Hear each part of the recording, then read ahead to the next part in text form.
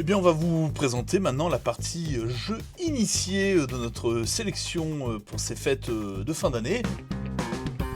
Cette catégorie initiée qu'on positionne maintenant, qui a même son as d'or à lui, qu'on positionne entre le jeu famille et le jeu pour experts. Expert ou psychopathe asociaux, c'est selon la définition qu'on a tous de ce type de jeu. Je vais quand même vous présenter Barbarian Kingdoms, donc jeu de conquête, on est juste après la chute de Rome et chaque joueur va être à la tête d'un des grands royaumes barbares, les Ostrogoths, les Wisigoths, et on va essayer de conquérir un maximum de territoire. Jeu très simple, très rythmé, qu'on va prendre en main très rapidement, parce qu'à chaque tour, quand un joueur va jouer, il a une action parmi 5 possibles, se déplacer, récolter de l'impôt, recruter, attaquer, enfin on trouve vraiment toutes les actions très classiques de ce type de jeu. Et pourquoi celui-là et pas un autre? Parce qu'il y a quelque chose que j'ai trouvé moi très très sympa, c'est l'utilisation de l'argent dans le jeu. Quand on fait une bataille, donc bien sûr il y a des règles de points de force en fonction des unités ou du leader qui est engagé, et bien on va miser secrètement de l'argent, c'est un peu des pots de vin, et cet argent va venir me rajouter des points de force. Et ce qui est intéressant, c'est que si je gagne, cet argent, je le remets à mon adversaire. Potentiellement, il sera beaucoup plus riche pour lancer une contre-attaque. C'est la petite règle, le petit twist de règle qui pour moi fait vraiment tout le sel du jeu. Alors on va pas se mentir, il est indiqué de 3 à 6 joueurs, c'est quand même bien d'être 5 ou 6 pour multiplier les interactions entre joueurs. Un jeu de conquête légèrement asymétrique, chaque leader a son petit bonus à lui, ce qui fait qu'on n'est pas comme les autres, voilà, c'est une ode à la différence dans la barbarie, donc c'est beau quelque part. Pour gagner, c'est simple, soit j'arrive à conquérir 7 territoires, soit j'arrive à vaincre 2 leaders adverses. Donc si vous aimez les jeux de conquête avec beaucoup d'interactions, de combats, allez-y, il y a quand même un petit côté bien sûr gestion d'économie pour produire des unités. Allez sur Barbarian Kingdoms, et puis en plus vous verrez, on n'est pas submergé par le nombre d'unités, vu qu'au maximum on peut en avoir 4 de mémoire, plus son leader, donc c'est un jeu où chaque bataille perdue des fois fait un petit peu mal à l'arrière-train, pour employer une expression convenable.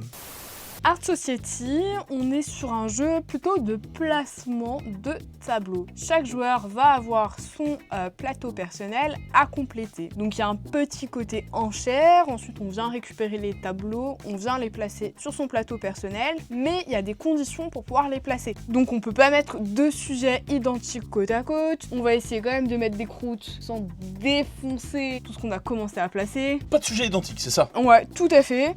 Alors qu'est-ce qu'on peut mettre les uns à côté des autres? On va essayer de mettre des cadres identiques et on va essayer de mettre les croûtes à hauteur des yeux. On est sur un jeu élégant, le rangement est incroyable pour le coup. C'est la première fois qu'on voit ça. Ah oui, un thermoformage là, qui permet de ranger le matériel et de s'en servir, vraiment c'est un très beau travail éditorial là, de Lucky Duck Games sur ce jeu là. Donc ça dure environ 45 minutes, 1 heure, ça joue très bien. Nous, on a bien aimé dans l'équipe. Ah ouais, placement de tuiles, c'est original, petit système d'enchères qui forcément donne de l'interaction. Belle petite surprise. Duel pour la Terre du Milieu.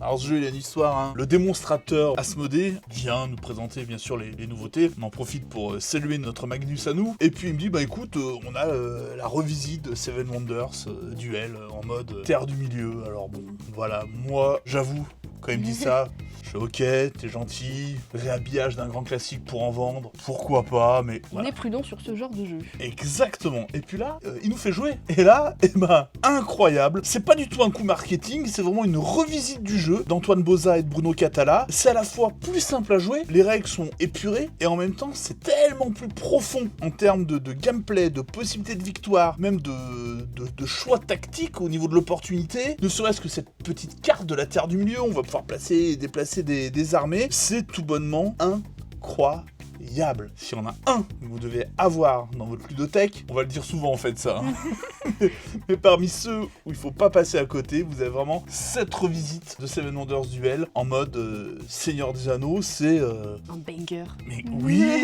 Alors tu expliques ce que c'est, parce que moi j'y connais rien, c'est quoi un banger? Et du coup c'est... Un banger quoi. Ouais voilà, c'est ça. En fait on fait des vidéos pédagogiques, on apprend le vocabulaire jeune, je dis pour tous les joueurs les plus âgés. Donc c'est un... banger. Oh yeah.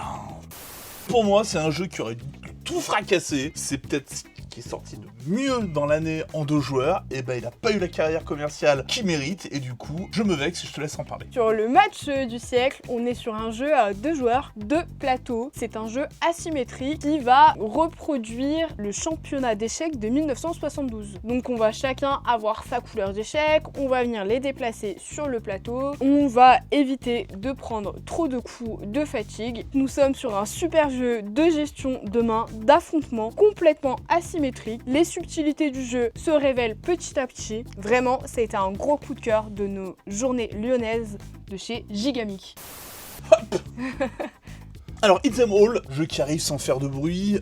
Neoludis, le distributeur, a l'excellente idée de nous envoyer un exemplaire de démo. Donc forcément, si on a un exemplaire de démo entre les mains, on va y jouer. Vous connaissez sûrement les jeux de Tower Defense, qui sont souvent des jeux coopératifs où on va essayer de défendre un territoire contre une attaque. Et ben là, c'est l'inverse. C'est un jeu de... Tower Attack. C'est un jeu de... Oui, très bien, Olympe. Un jeu de Tower Attack. Effectivement, chaque joueur, on va être à la tête de sa horde de zombies et on va attaquer des humains. Et le but du jeu, ça va être de croquer un maximum d'humains. Beaucoup de matériel, c'est foisonnant, mais le système de jeu est vraiment ingénieux. C'est un petit système de points d'action. Avec ces points d'action, je vais pouvoir déplacer mes zombies, je vais pouvoir défoncer des barricades, je vais bien sûr pouvoir mordre. C'est important de mordre quand on est un zombie. Et ensuite, il y aura le tour des humains qui, eux, vont se défendre. Même si l'humain est bien sûr l'ennemi à mordre, le jeu n'est pas du tout coopératif. Les zombies, c'est tout pour la horde et rien pour les autres. Le zombie est plutôt égoïste, qu'on le sache. On le dit pas assez.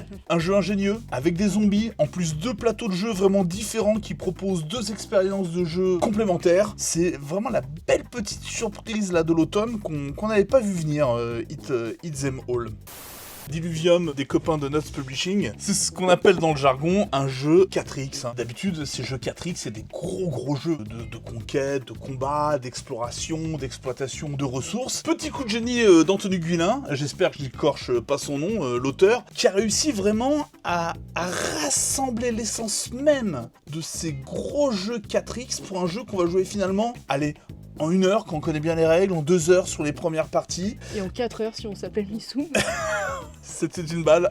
Voilà. On embrasse bien sûr Missoum, qui est un de nos animateurs stars, n'hésitons pas à le dire. Toutes les sensations du 4X sont compactées en un seul jeu. Ça fonctionne, c'est un truc de fou. Alors bien sûr, il n'y a pas un thème très fort, on est après le déluge et puis on essaie de recomposer un royaume. C'est une course au point de victoire aussi. Intéressant parce que bon, il y a des vraies techniques de rush ou des vraies techniques, enfin, il y a vraiment plusieurs aspects à explorer. C'est mon tour de jeu, j'ai une espèce de gouvernail. Je le tourne, ça me détermine une action que je vais pouvoir choisir et donc je vais appliquer l'effet. Une seule action, c'est au tour du joueur suivant. Donc un jeu rapide, dynamique, où la mise en œuvre finalement se révèle assez vite très intuitive, avec des règles vraiment très fluides. C'est ça qui est intéressant, c'est ce jeu, c'est que Diluvium, c'est fluide, c'est compact, ça marche. Après, bien sûr, les sensations de jeu à 2 ou 4 ne sont pas du tout les mêmes. Jouez-y pour découvrir. À 2, le petit côté un peu exploitation de ressources, exploration, va être un peu plus important que le côté combat. À 4, par contre, la dynamique de combat va être un peu plus riche. Et moi, j'aime ces jeux qui vont donner des sensations différentes en fonction du nombre de joueurs. Si vous voulez découvrir en fait l'univers du 4X, faut l'acheter. Exactement. Et honnêtement, c'est un jeu qui doit avoir sa place dans toutes les ludothèques. Une très belle sélection de jeux initiés, que ce soit à 2 joueurs, que ce soit à 6 joueurs, vous allez vous régaler. Si tu as aimé cette vidéo, like-la, commente-la et partage-la.